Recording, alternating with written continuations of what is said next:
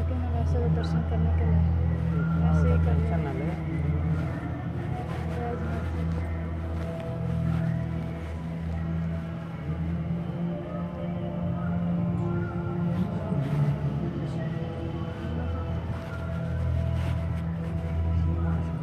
रामेश्वरम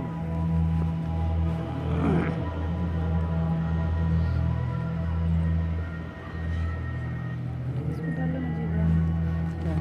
ये मेरे सुबह का निकल गया। इसी में रख दो।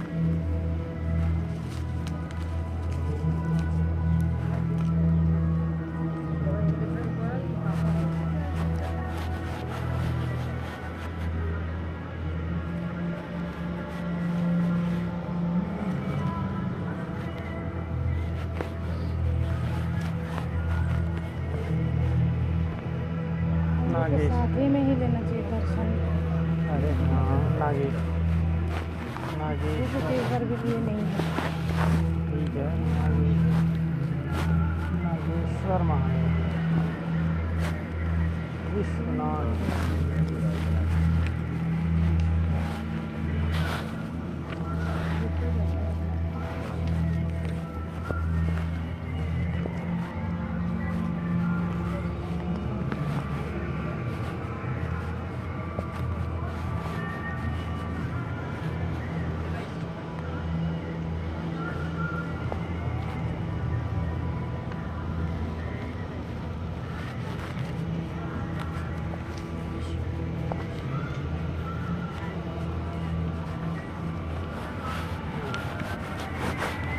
त्र्यंबकेश्वर।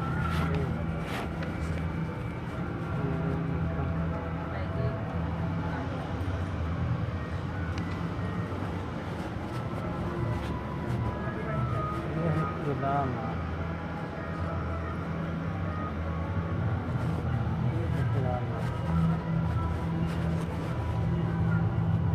ये केदारनाथ है।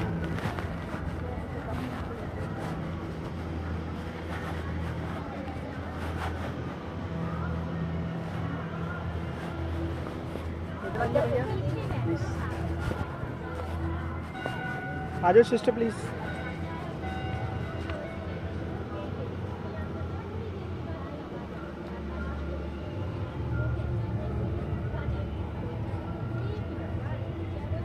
और प्यारे बच्चों कैसे हो?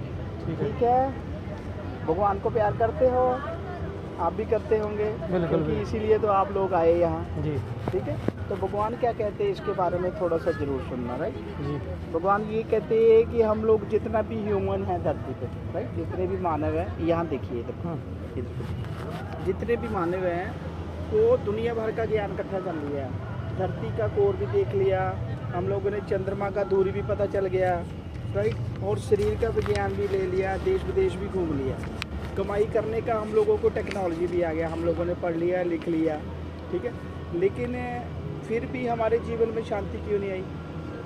अगर शांति इन स्थूल वस्तुओं से मिलती तो मेरे ख्याल से यूरोपवासी सबसे पहले हम लोगों से भी सुखी हो जाते।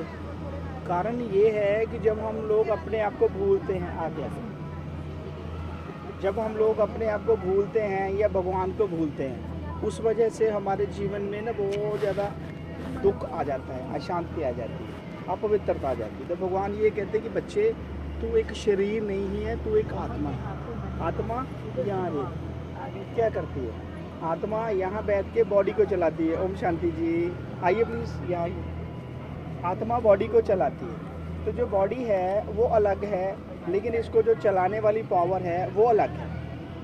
बॉडी का हम लोगों को पता चल गया, लेकिन बॉडी का जो अंदर वाला तंत्र है ये भी इतना सूक्ष्म तरीके से भगवान ने बनाया हुआ है कि अगर इसको ही देख के हम लोग भगवान को याद करेंगे तब भी हम लोग नतमस्तक होते हैं कि बनाने वाला कितना महान होगा।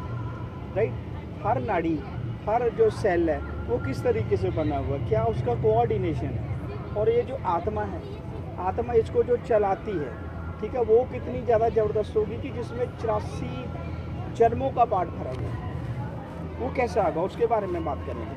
आत्मा यहाँ रहती है हाइपोथैलेमस ग्लैंड में और पूरी बॉडी को ऑपरेट करती है, लेकिन जब ये शरीर छोड़ती है तो पीछे ये जो 5 तत्व का भौतिक शरीर है ये डेड बॉडी बन जाता है, जिसका हर सेल 1-2 घंटे में सड़ना स्टार्ट हो जाता है। लेकिन आत्मा यहाँ रह के नए नए सेल बनते रहते हैं, सारा कुछ होता रहता है। लेकिन बाद में ऐसा क्या हो जाता है कि एकदम से बॉडी डिस्ट्रक्ट हो जाती है कि हम लोग उसको डिस्पोज कर देते हैं अपने अपने बिलीव के हिसाब से। परमात्मा कहते हैं तू शरीर नहीं है, तो एक आत्मा है। आत्मा जो है वो निराकार है, लेकिन निराकार जिसका हमारे जैसा आकार बनाती है, बॉडी को बनाती है। लेकिन आत्मा न जलती है न कटती है, अजर अमर विनाशी है, लेकिन शरीर विनाशी।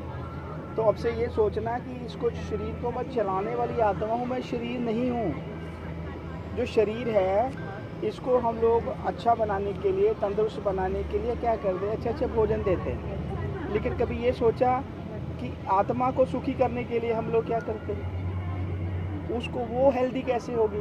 वो हेल्दी होगी हम लोग को अच्छी बातें सुनने से, भगवान के बारे में रिसर्च करने से, भगवान के साथ जुड़ने से, भगवान को मेडिटेट करने से। मेडिटेट माना याद, याद माना प्रेम। तो प्रेम करने का जो रीति सभी का अलग अलग है। ऐसा थोड़ी है कि जिसको मंत्र आता है वही भगवान को याद कर सकता है, ऐसा तो नहीं। लेकिन मंत्रों ने अलग अलग धर्म को अलग अलग कर दिया, लेकिन परमात्मा का कोई धर्म नहीं है। परमात्मा का एक ही धर्म है, सभी आत्माएं मेरे बच्चे और मैं उनका father, God Shiva. God Shiva ये कहते हैं जब तुम मेरे से बिछड़े तो तूने काम, क्रोध, लोभ, अहंकार को जीवन में प्रैक्टिस किया।